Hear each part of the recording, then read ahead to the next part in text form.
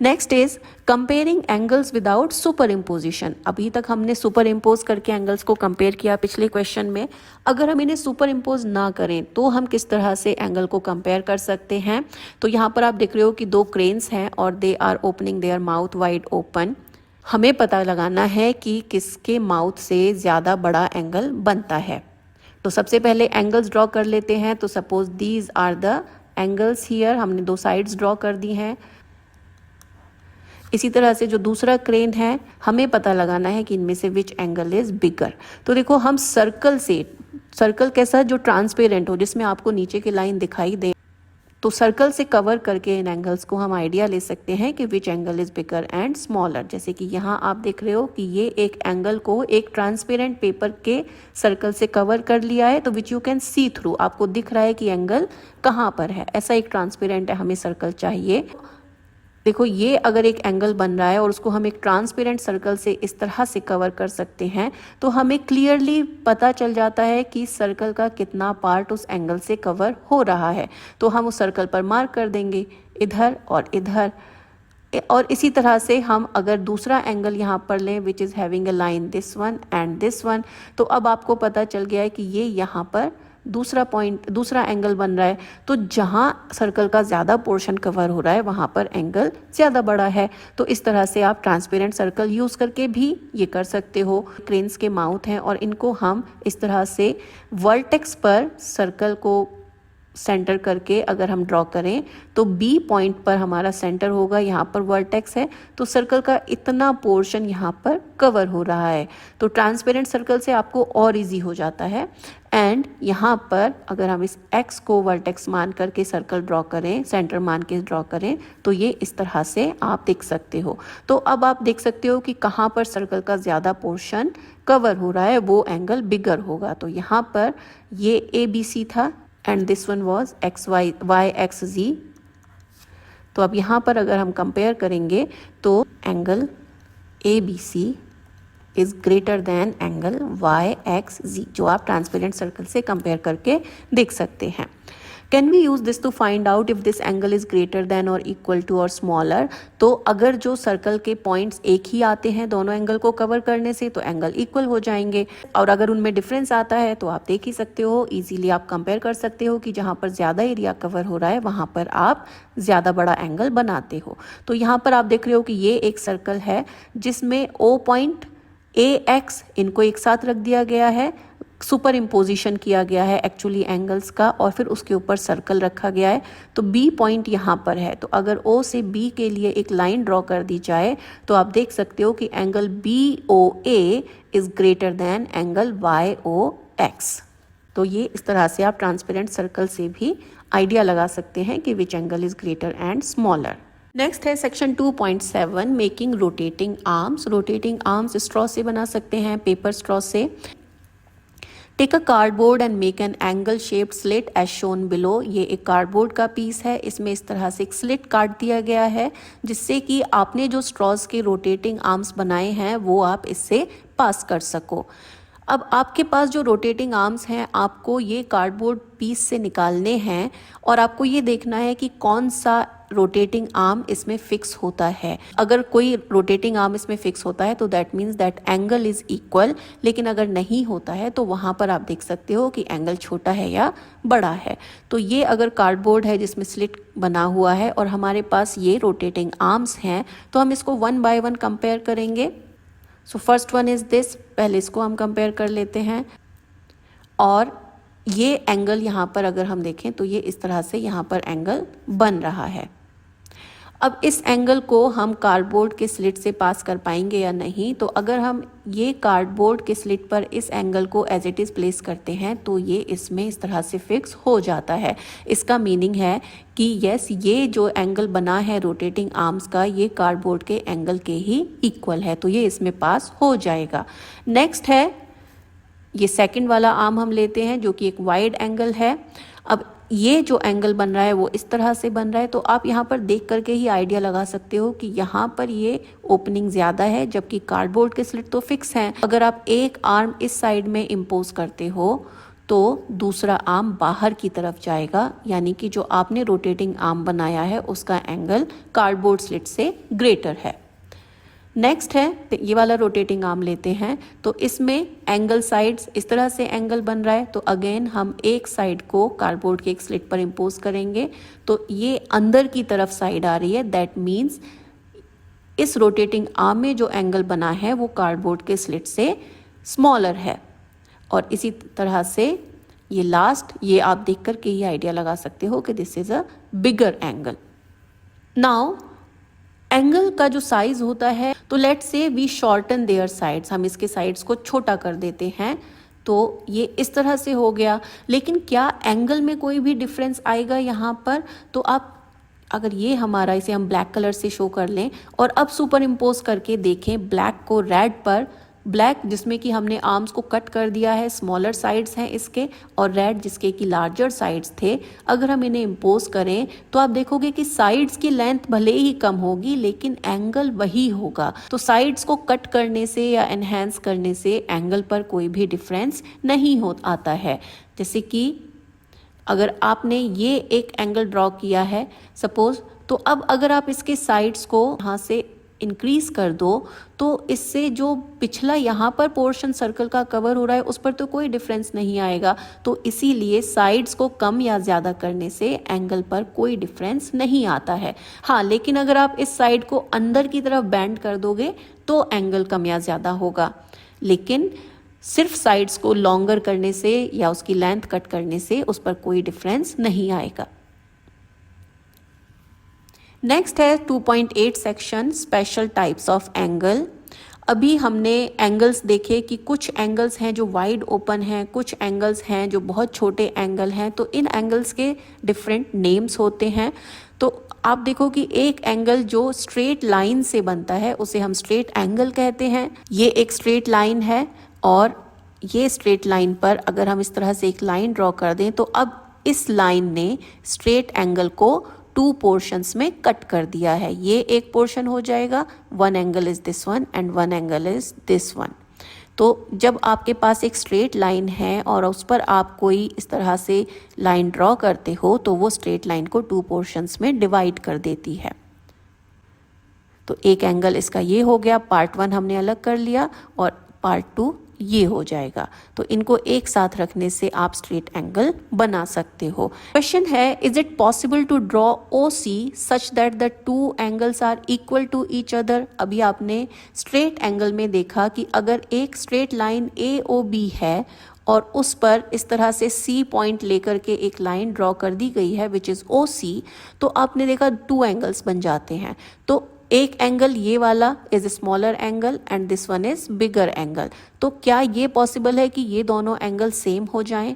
तो yes, it is possible. कैसे? कि अगर यहाँ पर एक स्ट्रेट लाइन आप ड्रॉ कर दोगे तो स्ट्रेट लाइन ड्रॉ करने से ये वाला एंगल और ये वाला एंगल इक्वल हो जाएंगे। तो अगर एक स्ट्रेट लाइन पर एक वर्टिकल लाइन आप ड्रॉ कर दोगे तो वो राइट और लेफ्ट साइड दोनों में इक्वल एंगल्स बनेंगे, उनका साइज इक्वल होगा। We can try to solve this problem using a piece of paper. Take a rectangular piece of paper and on one of its side mark the straight angle AOB. एक हमने paper लिया है और इसकी straight side पर हमने ये angle mark कर दिया है।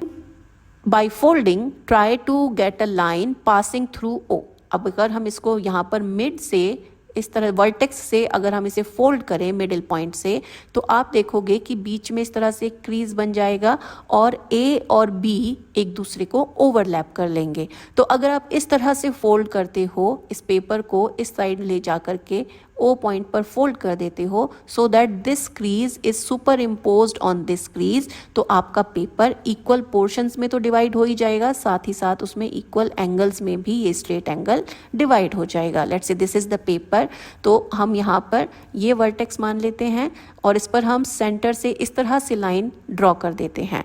तो आप देखोगे कि अब ये पेपर अगर हमने सेंटर से ड्रॉ किया है तो ये स्ट्रेट लाइन तो है ही, this is straight angle, this angle and this angle is equal. अब अगर यहाँ पर एक लाइन हम ड्रॉ कर दें तो अब भी आप देख रहे हो कि ये एक स्ट्रेट लाइन है जिस पर हमने एक और वर्टिकल लाइन इस तरह से ड्रॉ कर दी है, तो यहाँ पर भी ये एंगल इक्वल होंगे और इसी तरह से इस साइड भी। तो एक स्ट्रेट लाइन के ऊपर अगर आप एकदम सीधा एक वर्टिकल लाइन ड्रॉ करते हो तो वो जहाँ भी एंगल बनाएगी वो एंगल इक्वल होंगे लेफ्ट और राइट साइड में। Justify why the two angles are equal. Is there a way to superimpose and check? Can the superimposition be done by folding? क्या superimposition को हम folding करके कर सकते हैं? तो देखो ये piece of paper है, इस पर हमने ये इस तरह से divide किया है, तो जब आप इसको इधर cut करोगे तो you will see कि these pieces are, तो अगर ये एक साइड है इस तरह से तो ये एक एंगल बन गया और दूसरी साइड में जो एंगल बन रहा है वो दूसरी साइड में ये एंगल बन रहा है। तो अगर आप इन एंगल्स को सुपर इम्पोज करोगे यानी इनका वर्टेक्स कॉमन हो जाएगा तो ये एंगल इस तरह से दिखेंगे। तो ये एक दूसरे को पूरी तरह से कवर कर लेंगे तो ये एंगल इक्वल होंगे। तो ये एंगल जो इस तरह से स्ट्रेट एंगल को इक्वल पार्ट में डिवाइड करते हैं उन्हें हम राइट एंगल भी कहते हैं। 90 डिग्री एंगल, राइट एंगल या एल शेप एंगल इनको कहा जाता है। If the straight angle is formed by half of a full turn, अगर straight angle जो बन रहा है ये एक straight line है, इस पर जो angle बन रहा है ये हाफ सर्कल से बन रहा है। फुल टर्न यानी कि ये फुल सर्कल है, हाफ टर्न यानी कि इसमें अगर आप इस लाइन के ऊपर देखो तो ये हाफ सर्कल बनता है। स्ट्रेट एंगल हाफ सर्कल से बनता है तो राइट एंगल कितने से बनेगा? तो अगर एक राइट एंगल हम बनाएं तो आप देखो कि ये 1/4 कवर कर रहा है, हाफ का भी हाफ कवर कर रहा है, तो ये 1/4 ऑफ सर्कल या 1/4 ऑफ सर्कल कवर करता है। Observe that right angle resembles the shape of L. ये आप देख ही रहे हो कि जब भी हम स्ट्रेट लाइन पर जो एंगल बनता है उसको इक्वल पार्ट में डिवाइड करते हैं तो वहां पर एक एल शेप बन जाती है, इसे राइट एंगल कहते हैं। तो एल शेप एंगल या राइट एंगल स्ट्रेट एंगल का हाफ होता है। अब ये एक स्ट्रेट लाइन और अगर इसको इस तरह से एक राइट एंगल वाली लाइन कट करती है तो उन्हें हम परपेंडिकुलर लाइंस कहते हैं। जैसे ये पैरेलल लाइंस होती हैं जो एक दूसरे के पैरेलल चली जाती हैं, जो इसी तरह से जो लाइंस एक दूसरे को इस तरह से एल शेप में कट करती हैं उन्हें हम परपेंडिकुलर लाइन कहते हैं। Now figure it out. How many right angles do the windows of your classroom contain? आपके क्लासरूम के विंडो में कितने राइट एंगल हैं? तो अगर जो विंडो ऐसा है तो आप देख रहे हो कि जहाँ पर भी आपको रेक्टेंगल दिख रहा है या एल शेप दिख रही है वो एक राइट एंगल है। तो इस तरह की विंडो में ये एक एल शेप दिख रहा है तो ये एक एंगल हो गया, इस तरह से ये एक एंगल है, इधर एक एंगल है, इधर एक एंगल है, ये ग्लासेस से इस इधर और ये एक एंगल बन रहा है। तो जहाँ कहीं आपको एल शेप दिख रहा है वो चाहे अपसाइड डाउन हो या स्ट्रेट हो वहाँ पर 90 डिग्री का एंगल बनेगा। तो आप अपने स्कूल की विंडो, अपने क्लास की विंडो को इस तरह से देख सकते हो कि उसमें कितने एल शेप्स बन रहे हैं। तो यहाँ पर आप देख रहे हो कि ऊपर ये 12 एल शेप्स बन रहे हैं और इसी तरह से 12 यहाँ पर बन जाएंगे, तो टोटल 24 एल शेप्स इसमें बन रहे हैं, यानी टोटल 24 राइट एंगल्स इसमें हैं।